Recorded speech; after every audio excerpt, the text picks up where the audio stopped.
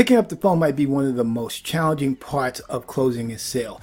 And hopefully you caught part 1 and part 2 of this 3-part series. In this video, I'm going to cover 7 tips that are going to help you close that deal. So stay tuned.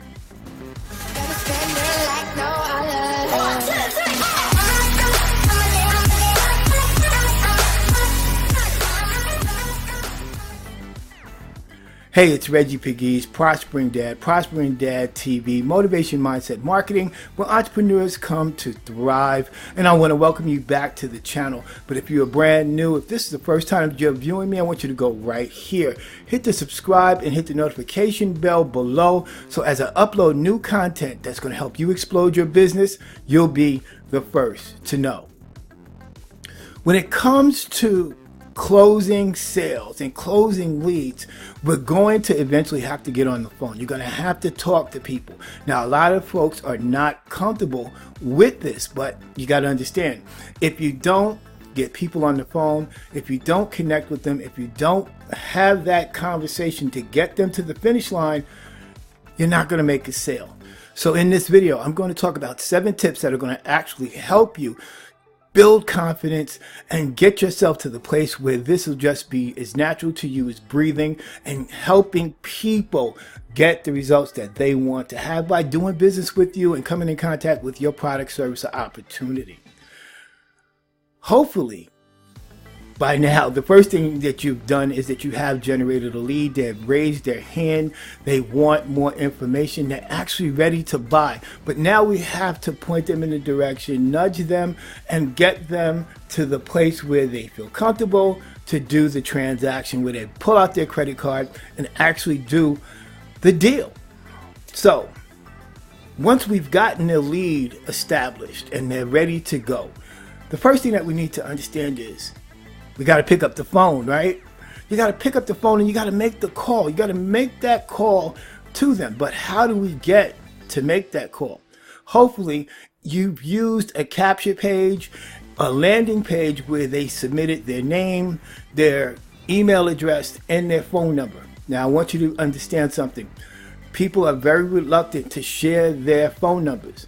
But those who actually go ahead and give you a correct, real phone number, you now have a quality lead that you can follow up on.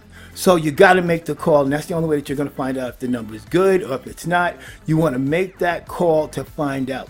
And when you get the person on the phone, I want you to understand that you got to push past the fear. When I first started out, this was one of the most hardest things for me to do, because I really didn't know what to say. I was afraid of rejection. I didn't want to hear no. I didn't want to have people hang up on me. But believe it or not, it does get easier. Why? First and foremost, you really are never going to run into these people in real life. In most cases, they're not going to go to your local church per se, or, you're going to see them in the supermarket. But knowing that it's just a lead, it's just a conversation, and knowing and understanding that you're going to possibly hear more no's in your business than you do hear yeses, and you just have to learn to develop a thick skin and push past it. You don't focus on the outcome, whether the person says yes, not right now, or just says no. You just don't focus on the outcome, because when you're doing this, the better that you do it and the more that you do it, you will become better, and it'll just be just as natural as you're breathing right now. So the first thing is you got to pick up the phone. The second thing is you have to introduce yourself. So when they do pick up the phone, you want to introduce yourself, and it goes something like this.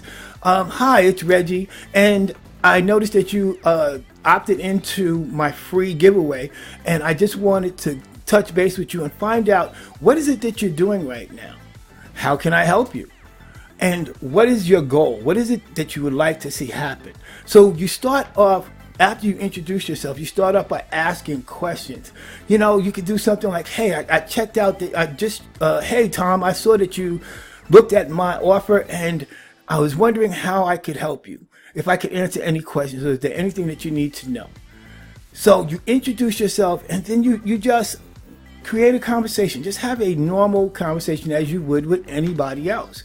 But you're pointing them in a direction that's going to help them make a decision, an informed decision about your product, service, or opportunity.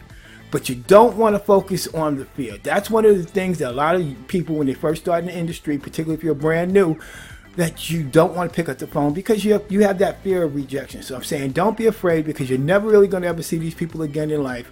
But you want to come off and take the posture of a professional marketer, somebody who knows what they're doing. You don't want to come off like a salesy, spammy person. You know you've gotten those calls before and you didn't like them. So be cognizant of that when it comes to your prospect. You don't want to come off salesy. You don't want to come off pushy. You want to come off polished and professional. And the way that you do that is by asking questions after you introduce yourself. As I said, the third tip is asking questions. What type of questions do you want to ask? How do you frame the conversation? Well, you can ask questions about you can ask questions such as, well, how long have you been in the industry? What's going on right now with you in terms of your business opportunity? You can ask questions about what is it that they want, because you want to bring out their goals. Once you know what their goals are and their objectives are, then you can tell whether or not what you have is going to help them. Moreover, the reason why you want to ask questions such as, well, are you looking for a business opportunity or do you already have one?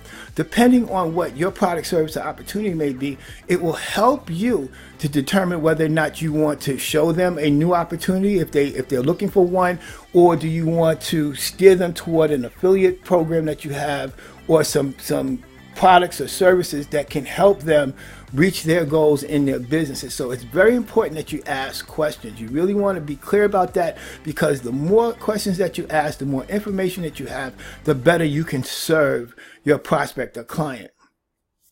Once you've asked the questions and they've given you answers and you have already begun to formulate what it is, where they want to go, what their goals are, what their money objectives are, what are their long-term, short-term goals. Once you get that established, then you can offer them the solution. You want to offer them the solution to their problem. If you followed in this particular series, we talked about pain point. You always want to know what it is that's keeping your potential prospect or client up at night. What is the problem that they want to solve? Do they want to be able to spend more time with their family? Do they want to fire their boss? Do they want to have more money to cover the bills in the house? Whatever it is, you want to find out what that is, and then offer them the solution by offering what it is that you have. So you definitely want to find out what the pain point is and then offer a solution. The next tip is you want to get them that information right away. As soon as you can be clear about what it is that they want, you want to get them the information as soon as possible. Now, generally, you can use a third-party type of delivery system, such as if you have a video. Now, most companies that you may be in, your MLM, your affiliate business, they should have third-party materials, have like videos, or you can do a three-way call with someone where you can get someone that's in your company that has a little bit more experience than you do. When it comes to closing, you can do a three-way call, or, again, just get them the information. Get them the information that's going to help them. So how does that go? You could say, well, listen, Donna, if I can give you a 20-minute video that explains everything and will help you answer all your questions, when would you be able to watch that? And then you wait. Now, that's one of the hardest things. You don't want to talk yourself out of the sale.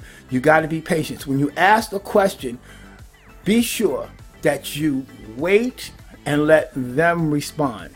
If they are brand new, generally, they may just be forthcoming and just tell you everything. Some other people, you might have to dig a little bit to get to the answer. But you want to, after you answer a question, take your time, be patient, and wait for the response, because their response is key to what your next step and what your next move is going to be.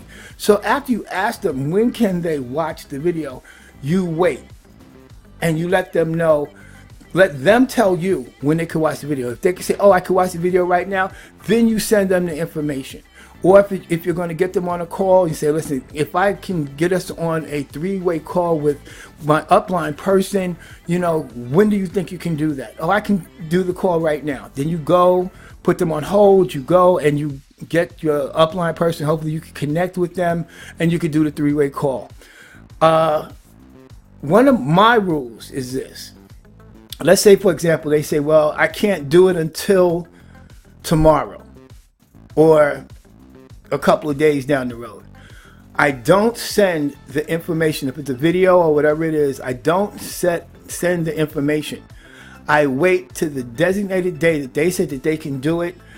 But what I do is I close them into an appointment and say, so, well, if you say, well, I can do it tomorrow, I find out, well, what time tomorrow? Well, I can do it around 2 o'clock tomorrow. That's great. So would it be okay if I contacted you tomorrow around 2 o'clock to confirm that you can watch the video, and then I will send it to you then?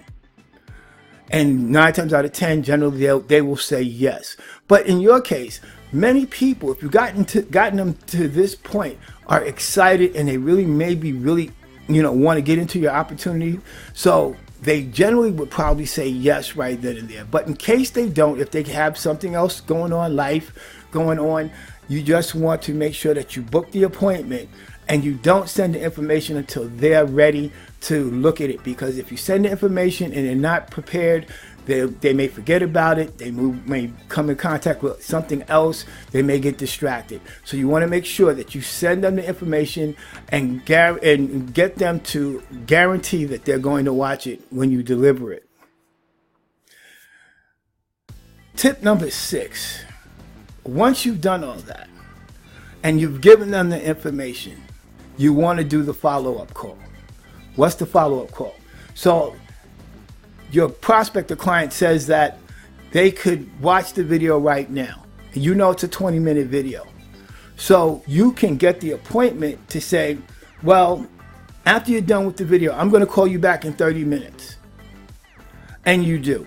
You book the appointment. You get them to say yes, and you book the appointment and you call them back in 30 minutes. So the follow-up call is very important. So when you get them on the phone for the follow-up call, one of the key questions that you want to ask is, well, what did you like best? What did you like about the video? And you remain quiet and let them tell you what they liked about what they saw. And you agree with them.